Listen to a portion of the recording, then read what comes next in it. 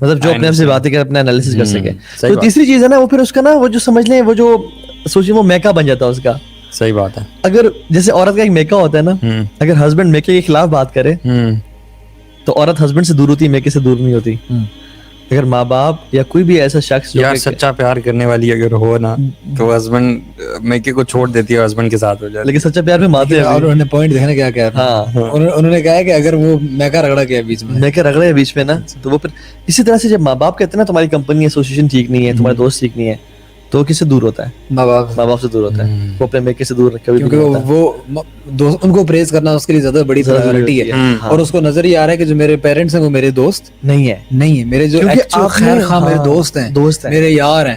کیونکہ آپ نے کبھی ان کو رجایا ہی نہیں. جب ہم نے کل بات کی تھی, آپ نے کبھی ان کو نوٹس ہی نہیں کیا کہ وہ کیا کر رہے ہیں. اور آپ اللہ کے نبی صلی اللہ علیہ وسلم کو دیکھیں یار, حالانکہ ان کے دماغ پہ جتنی زیادہ رسپانسبلٹیز, ان کے کندھوں پہ جتنے زیادہ مطلب برڈنز ہم سوچ نہیں سکتے.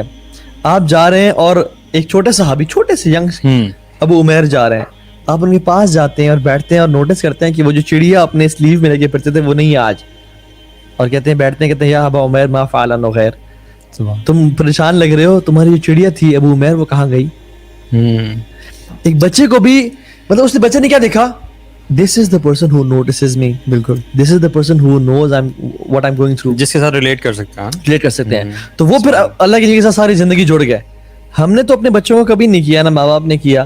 پھر ہم نے کیا کیا کہ وہ جو کل ہم نے بات کی تھی کہ جاوید نے اپنا کندھا دیا تو ہم نے اسے کندھے پہ سر رکھ لیا اور کہا کہ جاوید تو نوٹس کرتا ہے, میں پریشان ہوں, میرے ماں باپ نے تو نوٹس نہیں کیا, میرے دوستوں نے نہیں کیا. بلکہ اس کو نا سائیکالوجی کے اندر یہ باقاعدہ سے اس کو دی اٹیچمنٹ تھیوری بھی کہتے ہیں کہ وہ بچے جن کو بچپن میں, جو تھیوری کہتی ہے وہ بچے جن کو بچپن میں کوئی ایسا شخص نہیں ملا who they can lean on, یا وہ شخص جس کے اوپر وہ بھروسہ کر سکیں, وہ بچے بڑے ہو کے ان کو میڈیکل کنڈیشنز بھی ہیں, ان کو سائیکولوجیکل کنڈیشنز بھی ہیں, وہ اپنے کریئر میں بھی بنسبت دوسرے بچوں کو جن کو وہ بندہ ملا ہے ان سے پیچھے رہتے ہیں. اور وہ شخص کیوں, اس کی ریزن انہوں نے بتایا. ریزن یہ تھی کہ اس ٹائم پہ جب وہ بچہ چھوٹا ہے, نابالغ ہے وہ بچہ, وہ ٹائم ہوتا ہے بچے کی ایکسپلوریشن کا اور دنیا کو سیکھنے کا.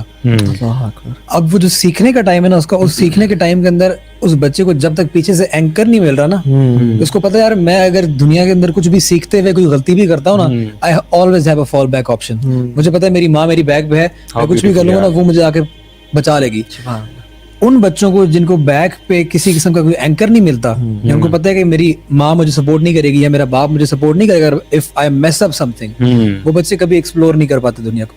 جب وہ کبھی دنیا کو ایکسپلور نہیں کر پاتے, نہ وہ دنیا کو جانتے ہیں, نہ وہ اپنے آپ کو جانتے ہیں, نہ وہ اللہ کو جانتے ہیں, اور وہ ساری زندگی اسی طریقے سے ایک فیلئر کے طور پہ ہر فیلڈ کے اندر گزار کے زندگی چلے جاتے ہیں. کمال ہے. اور وہی جو ہے نا وہ پھر لو سیلف اسٹیم کا شکار رہتے ہیں.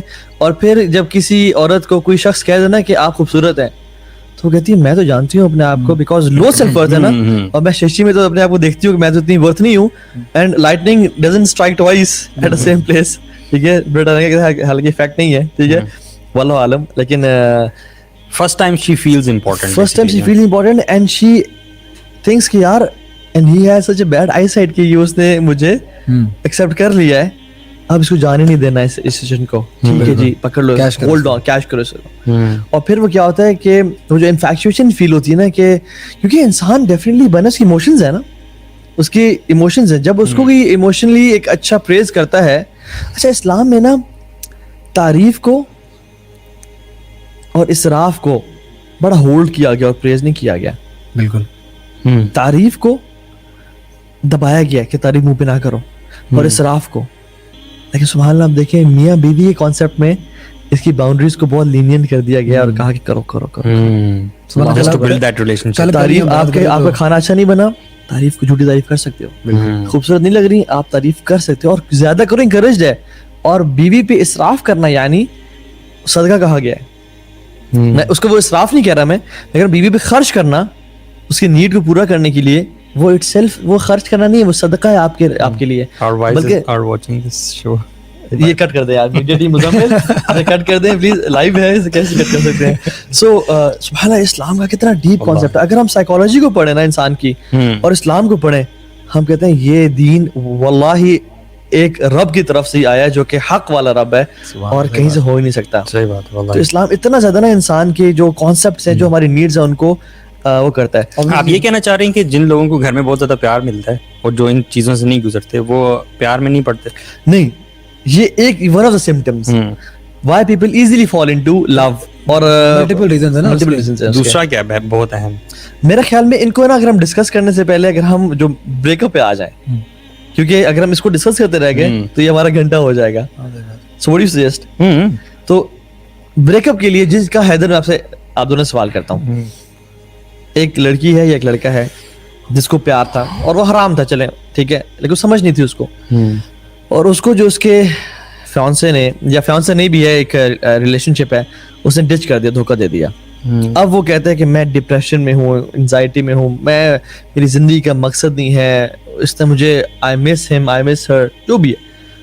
اب میں ایک زندگی کے لو لائف میں ہوں, کیسے نکلوں میں, کیا کروں میں, مجھے آپ بتائیں, میری ہیلپ کریں. میں احساس کے لیے مجھے گناہ تھا یہ, میں اللہ کی طرف آنا چاہتا ہوں, اور ساتھ ساتھ میں سے نکلوں کیسے کہ یہ مجھے ڈپریشن کھایا جا رہا ہے, مجھ سے نکلنا نہیں جا رہا. ویسے جن لوگوں کے بریک اپس ہوتے ہیں نا وہ لوگ زیادہ تر اللہ تعالیٰ کی طرف آ جاتے ہیں اور دین کی طرف آ جاتے ہیں, اور یہ ان کے لیے نا ایک ویسے تو بربادی سمجھی جاتی ہے, جیسے ہم کل بات کر رہے تھے کہ ڈسٹرکشن سمجھا جاتا ہے, لیکن اصل میں بہت اچھا ثابت ہوتا ہے کسی بندے کے لیے.